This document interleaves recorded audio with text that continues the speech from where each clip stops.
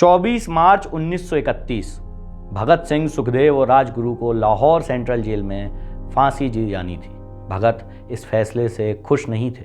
उन्होंने 20 मार्च 1931 को पंजाब के गवर्नर को एक खत लिखा कि उनके साथ युद्धबंदी जैसा सलूक किया जाए और फांसी की जगह उन्हें गोली से उड़ा दिया जाए।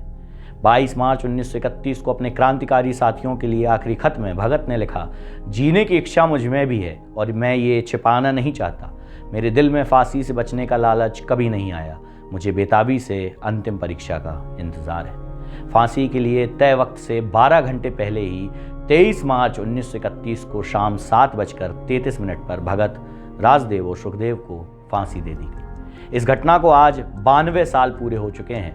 हम इन क्रांतिकारियों के फांसी तक पहुंचने और आखिरी दिनों के कुछ किस्से आपके सामने पेश कर रहे हैं। नमस्कार, मेरा नाम है प्रशांत कौशिक और आप देख रहे हैं नजर टुडे।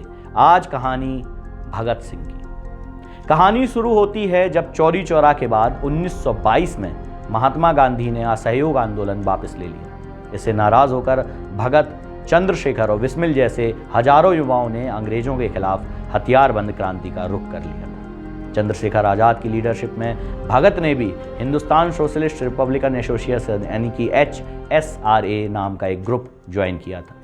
30 अक्टूबर 1928 को लाहौर में साइमन कमीशन के विरोध में एक जुलूस निकला, जिस पर पंजाब पुलिस के सुप्रिंटेंडेंट जेम्स ए स्कॉट ने लाठीचार्ज कर दिया। इस लाठीचार्ज में लाला लाजपत राय बुरी तरह घायल हो गए और 18 दिन बाद इलाज के दौरान 17 नवंबर 1928 को उनका निधन हो गया। भगत, सुखदेव और राजगुरु ने लाला जी की हत्या का बदला लेने की कसम खाई और स्कॉट की हत्या का प्लान बनाया।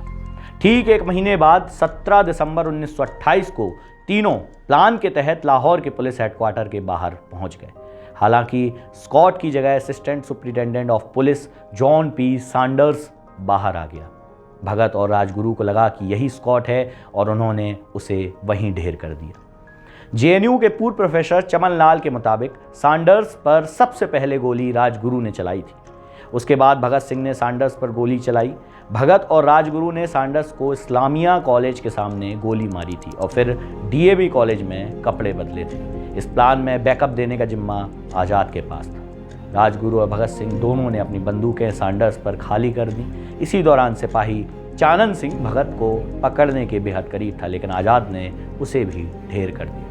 सैंडर्स की हत्या के बाद क्रांतिकारी जिस तरह लाहौर से बाहर निकले, वह भी बेहद रोचक किस्सा है। भगत सिंह एक सरकारी अधिकारी की तरह ट्रेन के फर्स्ट क्लास डिब्बे में श्रीमती दुर्गा देवी बोहरा, जो कि क्रांतिकारी शहीद भगवती चरण बोहरा की पत्नी थी, और उनके 3 साल के बेटे के साथ बैठ गए। वहां राजगुरु उनके अर्दली बनकर गए। ये लोग ट्रेन से कलकत्ता भाग गए और फिर आज़ाद ने साधु का भेष बनाया और वो मथुरा चले गए। भगत को फांसी भले ही लाहौर सेंट्रल जेल में हुई, लेकिन उनकी गिरफ्तारी दिल्ली की सेंट्रल असेंबली में हुई थी। यहाँ ट्रेड डिस्प्यूट बिल और पब्लिक सेफ्टी बिल पर चर्चा हो रही थी। ट्रेड डिस्प्यूट बिल पहले ही पास हो चुका था, जिसके तहत मजदूरों की हड़ताल पर पाबंदी लगा दी गई थी। वहीं पब्लिक सेफ्टी बिल के जरिए ब्रिटिश हुकूमत संदिग्धों पर बिना मुकदमा चलाए हिरासत में उनको रख सकती थी। भगत और बटुकेश्वर दत्त 8 अप्रैल 1929 की सुबह 11 बजे असेंबली में पहुंचकर गैलरी में वहीं पर बैठ गए। करीब 12 बजे सदन की जगह पर 2 बम धमाके हुए। फिर भगत ने एक के बाद एक कई फायर कर डाले। धमाके के वक्त सदन में साइमन कमीशन वाले sir John Simon, Motilal Nehru, Mohammad Ali Jinnah, RM Jayakar और NC केलकर भी मौजूद थे। दिल्ली असेंबली में बम फेंकने के बाद जो पर्चे उछाले गए, उन पर लिखा था, बहरों को सुनने के लिए जोरदार धमाके की ज़रूरत होती है। यह पहले से तय था कि भगत और बटुकेश्वर गिरफ्तारी देंगे। 12 जून 1929 को ही भगत की असेंबली ब्लास्ट के लिए आजीवन कारावास की सज़ा सुना दी गई। हालांकि जो बंदूक असेंबली में भगत ने सरेंडर की थी, वो वही थी जिससे सैंडर्स की हत्या की गई थी। इसकी भनक पुलिस को लग चुकी थी। इस केस के लिए भगत को लाहौर की मियांवाली जेल में शिफ्ट किया गया। लाहौर जेल पहुंचते ही भगत ने खुद को राजनीतिक बंदियों की तरह मानने का और अखबार किताबें देने की मांग की शुरुआत कर दी।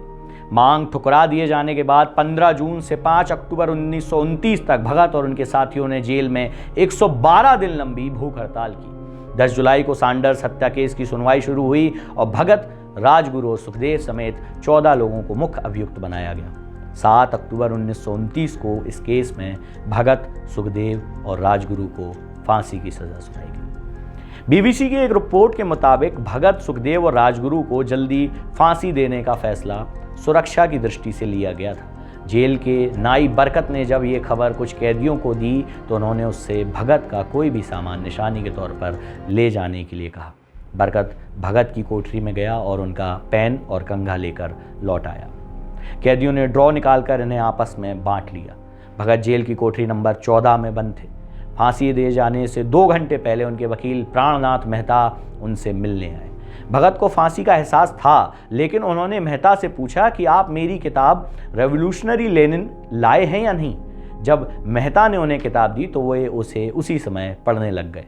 मेहता ने उनसे पूछा कि क्या आप देश के नाम कोई संदेश देना चाहते हैं। भगत ने किताब से अपना मुंह हटाए बिना कहा, सिर्फ 2 संदेश, साम्राज्यवाद मुर्दाबाद और इनकलाब जिंदाबाद। इसके बाद भगत ने उनसे कहा कि वो नेहरू और सुभाष बोस को मेरा धन्यवाद पहुंचा दें, जिन्होंने मेरे केस में गहरी रुचि ली थी। मेहता जब राजगुरु से मिले तो उन्होंने कहा, हम लोग जल्द मिलेंगे, आप मेरा कैरम बोर्ड ले जाना ना भूलें। भगत को फांसी का पता था। 24 मार्च को उन्हें फांसी होनी थी। ऐसे में उन्होंने जेल के मुस्लिम सफाई कर्मचारी बेबे से अनुरोध किया था कि वो उनके लिए 1 दिन पहले शाम को घर से खाना ले आएं। हालांकि उन्हें वो खाना कभी नसीब ही नहीं हो पाया। भगत को जब पता चला कि उन्हें 23 की शाम को ही फांसी होने वाली है तो उन्होंने कहा, क्या आप मुझे इस किताब जो कि रेवोल्यूशनरी लेनिन थी का एक चैप्टर भी खत्म करने नहीं देंगे। जेलर चरत सिंह ने फांसी के तख्ते पर खड़े भगत के कान में फुसफुसाकर कहा कि वाहे गुरु को याद कर लो। भगत ने जवाब दिया, पूरी जिंदगी मैंने ईश्वर को याद नहीं किया। असल में मैंने कई बार गरीबों के क्लेश के लिए ईश्वर को पोषा है। अगर मैं अब उनसे माफ़ी मांगूं तो वो कहेंगे कि इससे बड़ा डरपोक तो कोई है ही नहीं। इसका अंत नज़दीक आ रहा है, इसलिए ये माफ़ी मांगने लगा है। फांसी देने के लिए मसीह जल्लाद को लाहौर के पास शाहदरा से बुलाया गया था। जैसे ही तीनों फांसी के तख्ते पर पहुंचे तो जेल सरफरोशी की तमन्ना अब हमारे दिल में है और इनकलाब जिंदाबाद, हिंदुस्तान आज़ाद हो के नारों से गूंजने लगा। अन्य कैदी भी जोर जोर से नारे लगाने लगे। सुखदेव ने सबसे पहले फांसी पर लटकने के लिए हामी भरी। वहाँ मौजूद डॉक्टरों लेफ्टिनेंट कर्नल जे नेल्सन और लेफ्टिनेंट कर्नल NS सोधी ने तीनों के मृत होने की पुष्टि की। चमनलाल के मुताबिक जेल के बाहर भीड़ इकट्ठा हो रही थी। इससे अंग्रेज डर गए और जेल की पिछली दीवार तोड़ दी गई। उसी रास्ते से एक ट्रक जेल के अंदर लाया गया और उस पर बहुत ही अपमानजनक तरीके से उन शवों को एक सामान की तरह डाल दिया गया।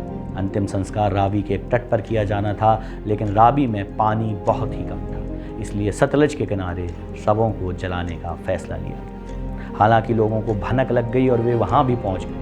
ये देखकर अंग्रेज अधजली लाशें छोड़कर भाग खड़े हुए। बाद में परिजनों ने उनका विधिपूर्वक और सम्मान से अंतिम संस्कार किया। तीनों के सम्मान में 3 मील लंबा शोक जुलूस नीला गुंबद से शुरू हुआ। पुरुषों ने विरोध में अपनी बाहों पर काली पट्टियां बांध रखी थी और महिलाओं ने काली साड़ियां पहन रखी थी। इसके बाद 16 साल बाद यानी 15 अगस्त 1947 को ब्रिटिश हुकूमत को हमेशा के लिए भारत छोड़कर जाना पड़ा। ये भगत सिंह ही थे जिन्होंने आज़ादी की उस मसाल को युवाओं के दिल में जागृत किया, जो कई सालों से भारत और भारतवासियों के दिल में जल रही थी। आज के दिन हम भगत सिंह, सुखदेव और राजगुरु को याद कर रहे हैं और सिर्फ आज ही नहीं, हमें उस हर दिन इन तीनों महापुरुषों को, इन महान आत्माओं को याद करना चाहिए और इनके बलिदान को भी याद करना चाहिए और ये भी देखना चाहिए कि उन्होंने किस भारत की कल्पना की थी। क्या हम सच में उस भारत को उनके लिए साकार करने की कोशिश कर रहे हैं या नहीं। नज़र टुडे और नज़र टुडे की पूरी टीम और मेरी तरफ से इन तीनों महापुरुषों के लिए भावपूर्ण श्रद्धांजलि, और देश और पूरी दुनिया, पूरा विश्व इनकी पुण्यतिथि और इसके अलावा इनके बलिदान को हमेशा याद रखेगा। बहुत बहुत धन्यवाद।